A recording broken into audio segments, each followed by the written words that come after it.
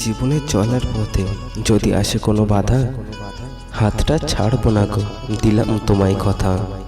যদি কখনো মনে হয় একা, যেখানেই থাকি না কেন গো, দেব তোমায় দেখা।